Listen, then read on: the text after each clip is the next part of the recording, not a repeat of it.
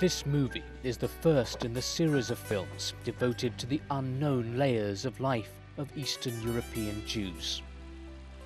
We're going to tell you a story about a small town, Brylov, located in the beautiful landscape of central Ukraine, and the strength of the spirit of the Jews who used to live there, their audacity, their love and optimism which didn't die, but passed on to their children and grandchildren. Brylov was a prosperous village full of joy, work and love. People here loved to work and taught their kids to be that way. They were experienced craftsmen. Jews lived there for more than 3 centuries, and they turned the remote shtetl into a center of trade and craft. About 500 Ukrainians, Russians and Poles lived there in peaceful coexistence with more than 4,000 Jews.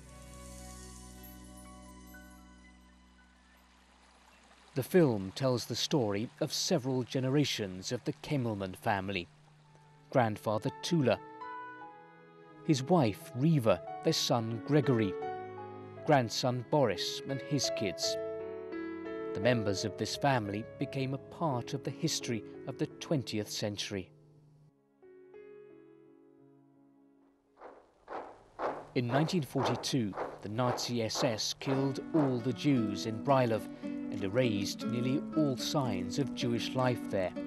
They left only one sign related to the Jews at the village entrance, Brylov, Juden, Frei. When the war started, Tula and Gregory were called up to serve in the Russian army. Gregory became a war hero, defending the country, but he failed to save his mother. Riva Kemelman shared the tragic destiny of more than 4,000 Brylov Jews. A few Jews escaped the execution ground and miraculously survived. It gave those people energy and meaning in life, which they passed on to their children and grandchildren.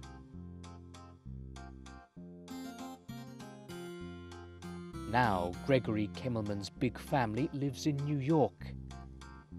The family didn't lose its connection to the Jewish people or to its hometown, Brylov.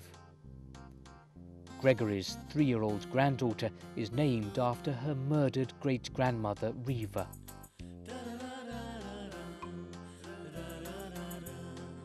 This year, at the age of 80, Gregory Kemelman made the long journey from New York to the town of his birth, Brylov, in Ukraine, to visit the place where his mother and relatives are buried. But his main goal was to give the villagers a library in memory of his mother, who was killed in 1942. The library will be named after his parents, Tula and Riva Kemelman. Riva is returning to the shtetl.